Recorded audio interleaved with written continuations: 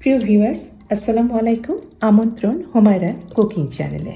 আজকের রেসিপি একটা বিদেশি রেসিপি। এটা জাপানিজ চিকেন বারবিকিউয়ের রেসিপি।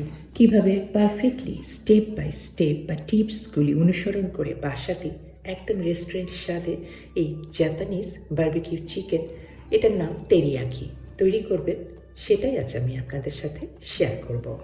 এই রেসিপিটা হালাল, তবে জাপানে এটা তৈরি করার সময় সাকে আর মিরিন নামে দুইটা ভিনেগার, এটা রাইস ওয়াইন ভিনেগার ব্যবহার করা হয়। আমি এগুলি ব্যবহার করিনি, এর সাবস্টিটিউট আমি অন্য একটা উপকরণ ব্যবহার করেছি। তাহলে আসুন কথা না বাড়িয়ে আপনাদের সাথে এখন শেয়ার করি জাপানিজ চিকেন বারবিকিউ তেরিয়াকি রেসিপিটা।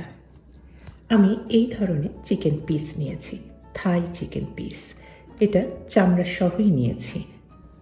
চিকেন তেরিয়াকি রেসিপিটা আপনারা চিকেন ব্রেস্ট দিয়েও করতে পারবেন, আবার লেগ পিস চিকেনের যে পা সেটা দিয়েও করতে পারবেন। তবে চামড়া সহ লেগ পিস আর চিকেন ব্রেস্ট ব্যবহার করার চেষ্টা করবেন। আমি চিকেনের এই থাইটা নিয়েছি, এটার আরও একটা কারণ আছে। এই ধরনের মাংস কিন্তু একটু জুসি হয়, চিকেন ব্রেস্টটা একটু শুকনা ধরনের হয়। থাইগুলি আমি প্রত্যেকটা দুই পাশে একটু চাপ দিয়ে হাড্ডি বরাবর একটু কেটে নিয়ে তারপরে কাঁচি দিয়ে এভাবে হাড্ডি থেকে মাংসটা বার করে নিচ্ছি। এটা হাড্ডি ছাড়া রান্না করা হয়। মাংসগুলি কিন্তু আমি নর্মাল পানিতে জাস্ট আমি ধুয়ে নিয়েছিলাম, তবে এখন কিন্তু আমি ম্যারিনেট করব। আর এই হাড্ডিগুলি আমি রেখে দিচ্ছি ডিপ ফ্রিজে। এগুলি দিয়ে আমি চিকেন স্টক তৈরি করব। একটা বাটিতে নিয়েছি নর্মাল ট্যাপের পানি, আপনারা ফ্রিজের ঠান্ডা পানিও ব্যবহার করতে পারেন। তার মধ্যে দিয়েছি আমি 1 চা চামচ পরিমাণ লবণ আর 1 চা চামচ পরিমাণ চিনি। চিকেন থাই পিসগুলি এখন এই পানির মধ্যে আমি ডুবিয়ে রাখবো। আমি রাখবো ওভারনাইট। তবে আপনাদের হাতে যদি অত সময় না থাকে, তবে মিনিমাম তাহলে আপনারা অন্তত পক্ষে 1 থেকে 2 ঘন্টা এই পানির মধ্যে চিকেন পিস ডুবিয়ে রাখবেন। এইটার দরকার আছে, এতে চিকেন পিস কিন্তু টেন্ডার হয় আর জুসি হয়। রান্নার পরও দেখবেন আপনার চিকেন পিস কিন্তু শুকনা শুকনা হয়ে যায়নি। আমি এখন রেখে দিচ্ছি ওভারনাইট, ফিরে আসবো কালকে সকালে। তবে আমি এই ফাঁকে আমি একটা সস, এটা তেরিয়াকি সস তৈরি করে রাখবো। এটা আগেই তৈরি করে রাখা যায়, এটাতে কোনো অসুবিধা নাই। আমি একটা শুকনা বাটিতে নিয়েছি 2 চা চামচ পরিমাণ অ্যারোরুট বা কর্নস্টার্চ, মিশিয়ে দিলাম 2 টেবিল চামচ পরিমাণ পানি। কর্নস্টার্চ একটু ভালোভাবে পানির সাথে গুলে নিলাম, যাতে এতে কোনো গোটা দানা না থাকে। আর মিশিয়ে দিচ্ছি এখন ওই যে মিরিনের বদলে রাইস ওয়াইন ভিনেগারের বদলে যেটা সাবস্টিটিউট বা তার পরিবর্তে যেটা ব্যবহার করছি, সেটা অ্যাপেল সাইডার ভিনেগার। এই ভিনেগার একটু টক মিষ্টি। আমি এতে মেশাবো প্রায় 8 টেবিল চামচ পরিমাণ apple cider vinegar. Apple cider vinegar হাতের কাছে না পেলে আপনারা নর্মাল ভিনেগার 8 টেবিল চামচের মতো নিয়ে তার সাথে 1 চা চামচ পরিমাণ চিনি মিশিয়ে সেটাই ব্যবহার করতে পারেন। আর অ্যাপেল সাইডার ভিনেগার দেওয়ার পরে দিয়ে দিলাম 1 চা চামচ পরিমাণ চিনি। সমস্ত উপকরণগুলি খুব ভালোভাবে অ্যারোরুট গোলানো বা কর্নস্টার্চ গোলানো পানির সাথে মিশিয়ে নিচ্ছি। এই তৈরি মিশ্রণটা আমি এখন চুলায় মৃদু আঁচে জাল দেব। আমি একটা ননস্টিক প্যান নিয়েছি, যে কোনো প্যান ব্যবহার করতে পারেন। আমি চুলার আঁচটা রেখেছি মিডিয়াম থেকে একটু লো হিটে। অনবরতই কিন্তু নাড়বেন, তা নাহলে হয়তো অ্যারোরুট বা কর্নস্টার্চটা দলা পাকায় যেতে পারে। এই মিশ্রণটা আমি ফোটা পর্যন্ত জাল দিচ্ছি। জাল দিতে দিতে একেবারে ফুটে উঠেছে। এটা এখন বয়েলিং টেম্পারেচারে চলে এসেছে, একদম ঘন ট্রান্সপারেন্ট একটা মিশ্রণ হয়ে গেছে। আমি চুলা থেকে সসপ্যানটা সরিয়ে নিলাম। চুলা থেকে সরিয়ে নিয়ে আমি এখন এতে মেশাচ্ছি সয়া সস। এটা লাইট সয়া সস আমি মেশাচ্ছি এখানে প্রায় 6 টেবিল চামচের মতো। চুলা থেকে সরিয়ে সয়া সসটা মেশাবেন, যাতে সয়া সসের যে একটা নিজস্ব সুগন্ধ আছে সেটা থেকে যায়। যদি চুলার উপরেই ফুটন্ত অ্যারোরুটের মধ্যে সয়া সস মিশাতেন, তাহলে কিন্তু সয়া সসের একটা নিজস্ব হালকা সুগন্ধ আছে, সেটা কিন্তু থাকবে না। তৈরি হয়ে গেল তেরিয়াকি সস। এটা ঠান্ডা হয়ে গেলে আমি এটা ফ্রিজে রেখে দেবো। আর এই তেরিয়াকি সস আপনারা আগেই তৈরি করে রাখতে পারেন, কোনো অসুবিধা নাই। আগে থেকেই তৈরি করে রেখে নর্মাল ফ্রিজে রেখে দিতে পারবেন। এটা ঠিক থাকবে 7 দিন বা 1 সপ্তাহের মতো। পরদিন সকালে এই যে মুরগি সারা রাত ধরে আমি ভিজিয়ে রেখেছিলাম, এইরকম হয়েছে। পানির রঙটা হালকা গোলাপি রঙের হয়ে গেছে। মুরগির ভেতর থেকে যে রক্ত বা যেটা আছে সেটাই বার হয়েছে। এই পানিটা কিন্তু আমি সম্পূর্ণ ফেলে দেব। আর এই প্রসেসটা করার ফলে কিন্তু আপনার মুরগিতে যখন রান্না করবেন দেখবেন মুরগিতে আপনি কোনো গন্ধই পাবেন না। এই রেসিপিতে কিন্তু খুব কম মশলা ব্যবহার করা হয়, কিন্তু মুরগিতে কিন্তু কোনো গন্ধ হয় না। এই কারণে এই প্রসেসটা কখনোই কিন্তু বাদ দেবেন না। পানিটা ঝরিয়ে নিয়ে আমি একটা কিচেন পেপার দিয়ে, আপনারা যে কোনো শুকনো কাপড় দিয়ে মুরগি পিসগুলি খুব ভালোভাবে একটু চেপে চেপে পানিটা, যে এক্সেস পানিটা আছে অতিরিক্ত পানিটা কিন্তু মুছে নেবেন। শুকিয়ে নেওয়া পানি মুছে নেওয়া চিকেন পিসগুলির উপরে আমি ক্র্যাশ করে দিচ্ছি কিছু ফ্রেশ কালো গোলমরিচের গুঁড়া, আর একটু ছড়িয়ে দিয়েছি এটা লাল মরিচের গুঁড়া। আমি একটু আধা ভাঙা করে নিয়েছি। যে যেরকম পছন্দ করেন ঝাল সেই অনুযায়ী লাল মরিচের গুঁড়া অথবা কালো গোলমরিচের গুঁড়া আপনারা ব্যবহার করবেন।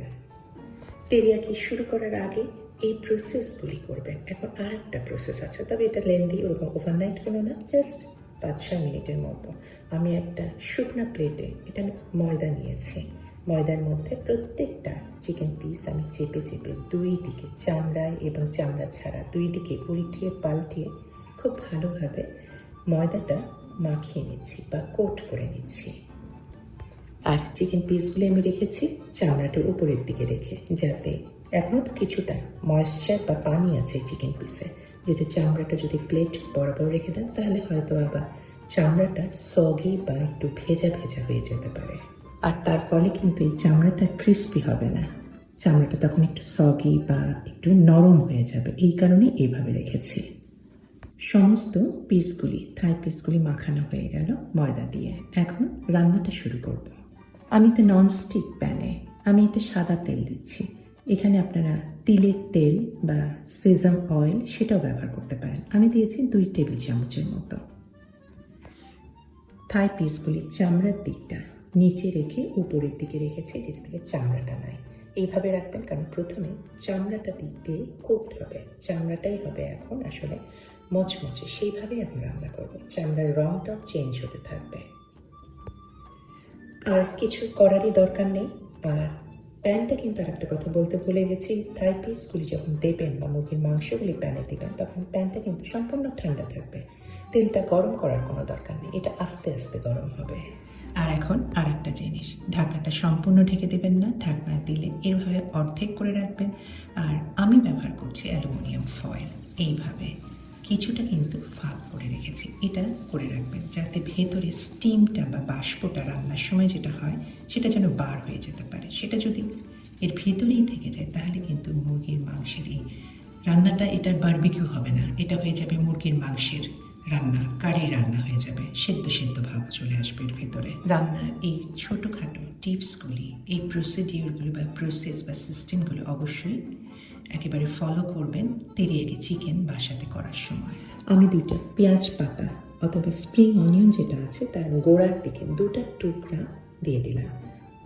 চিকেন রান্না হওয়ার সময় এই স্প্রিং অনিয়নের সুগন্ধটা চিকেনের মধ্যে চলে আসবে। চুলার আঁচ থাকবে কিন্তু বরাবরই মিডিয়াম থেকে একটু লো ফ্লেমে। 5-6 মিনিট পরে চিকেনের নিচের দিকটা দেখা যাচ্ছে যে চামড়াটা আস্তে আস্তে রংটা চেঞ্জ হতে শুরু করেছে, একটু লাল লাল হয়ে আসছে। এটা কিন্তু এখন হয়নি, এটা আরও করতে হবে। আর প্রায় 5 মিনিটের মতো, টোটাল প্রায় 10 মিনিটের মতো, 10-12 মিনিটের মতো রান্না করেছি মিডিয়াম থেকে একটু লো হিটে। এই যে এখন চামড়াটা কিন্তু বেশ রং ধরে এসেছে, লাল লাল হয়ে এসেছে, মোটামুটি এখন হয়ে গেছে। এটা এখন আমি একটা বাটিতে থাই পিসগুলি সব তুলে রাখছি। আর চামড়া থেকে যে তেলটা বার হয়েছে, যে তেলটা ছিল যেটা দিয়ে রান্না করছে, সেটা আমি এখন কিচেন পেপার দিয়ে মুছে ফেলছি। এটা কিন্তু চিকেনটা এখনও পুরোপুরি রান্না হয়নি, এটা আর একটা প্রসেস আছে। এই পোড়া তেলটা ফেলে দেবেন। এখন মুছে নেওয়া প্যানে চিকেন পিসগুলি আবার চামড়ার দিকটা নিচে রেখে দিয়ে দিলাম। আর আমি হাত দিয়ে চিপে দিচ্ছি, এটা ফ্রেশ আদা আমি গ্রেট করে নিয়েছি, সেটার রস। এখানে প্রায় 1 টেবিল চামচের মতো আদার রস হবে। ফ্রেশ আদার রসটা ব্যবহার করবেন গুঁড়ার বদলে, তাহলে কিন্তু আর একদম রান্নার শেষে, রান্নার খুব বেশি পাকেনি, এতে কিন্তু আদার একটা সুগন্ধ থাকবে চিকেন পিসগুলির ভেতরে। পিসগুলি সব উল্টিয়ে দিলাম। এখন অন্য দিকটায় ভালোভাবে কুক হতে হবে। আমি কুক করবো প্রায় 5-6 মিনিটের মতো। চুলার আঁচটা থাকবে মিডিয়াম থেকে লো হিটে। এখন এই পর্যায়ে ঢেকে দেওয়া কিন্তু কোনো দরকার নেই। মোটামুটি 5-6 মিনিটের মতো আমি রান্না করার পরে এখন দিয়ে দিচ্ছি যে গতকালকে তৈরি করে রেখেছিলাম তেরিয়াকি সস, সেটা। পরিমাণের তো কোনো আসলে এখানে কোনো ধরাবাঁধা নিয়ম নেই। আমি মোটামুটি দিয়েছি হাফ কাপে, যে 1.25 কাপের মতো। আপনারা চিকেনের পরিমাণ অনুযায়ী সেই অনুযায়ী সসটা দেবেন, যাতে প্রত্যেকটা চিকেনের সস একদম মেখে যায়, কম যাতে না পড়ে, আর কিছুটা অতিরিক্ত থাকে যেটার মধ্যে চিকেনটা রান্না হবে, এই আর কি। জাস্ট এখন 3-4 মিনিটের মধ্যে সসের মধ্যে একটু উল্টিয়ে পাল্টিয়ে নেব। ব্যাস, আরও 4-5 মিনিটের মতো মিডিয়াম ফ্লেমে রান্না করার পরে তৈরি হয়ে গেল এটা জাপানের বিখ্যাত চিকেন তেরিয়াকি বা বারবিকিউ চিকেন রেসিপিটা। গোটা গোটাই পরিবেশন করতে পারেন অথবা থাই পিসগুলি কেটে কেটেও পরিবেশন করতে পারেন। সত্যি দারুণ স্বাদের এই চিকেন বারবিকিউ বা চিকেন তেরিয়াকি। একটু অন্য রকমের রান্না, এই স্বাদটা নেবেন।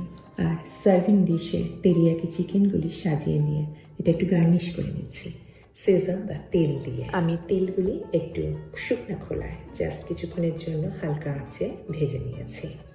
আর রঙটা তো খুব ডার্ক, এর জন্য একটু কন্ট্রাস্ট করলাম কিছু পেঁয়াজ পাতা দিয়ে বা স্প্রিং অনিয়ন দিয়ে। দেখতে যেমন সুন্দর হয়েছে, খেতেও কিন্তু আমি বলতে পারি আপনাদেরকে দ্বিগুণ স্বাদের। একবার করে দেখতেই পারেন বাসাতে, অবশ্যই ভালো লাগবে, সবাই পছন্দ করবে। চিকেন তেরিয়াকি আপনারা পরিবেশন করতে পারেন সাদা ভাতের সাথেই, তবে আমি এটা পরিবেশন করেছি জাপানিজ স্টিকি রাইস বা আঠালো রাইসের সাথে। আর সাথে ছিল জাপানিজ স্টাইল নুডলস, আরও ছিল টোফু, এটা ফ্রাইড টোফু, কিছু সবজিও ছিল, তবে জাপানিজ স্টাইলে রান্না করা। এটা বরবটি ভাজি আর এটা ব্রোকলি ভাজি। এই তো আমার মেহমানদের জন্য আসলে তৈরি করেছিলাম আমি চিকেন তেরিয়াকি, আর সেটাই আমি আপনাদের সাথেই শেয়ার করলাম। একটু টক মিষ্টি ঝাল এই চিকেন তেরিয়াকি যদি আপনাদের পছন্দ হয়ে থাকে, অনুরোধ করব অবশ্যই আমার চ্যানেলকে সাবস্ক্রাইব করে আমার সাথেই থাকবেন। সবাইকে ধন্যবাদ জানিয়ে শেষ করছি আজকের আয়োজন। সবার কল্যাণ আর সুস্বাস্থ্য কামনা করে আমি হুমায়রা। আল্লাহ হাফেজ।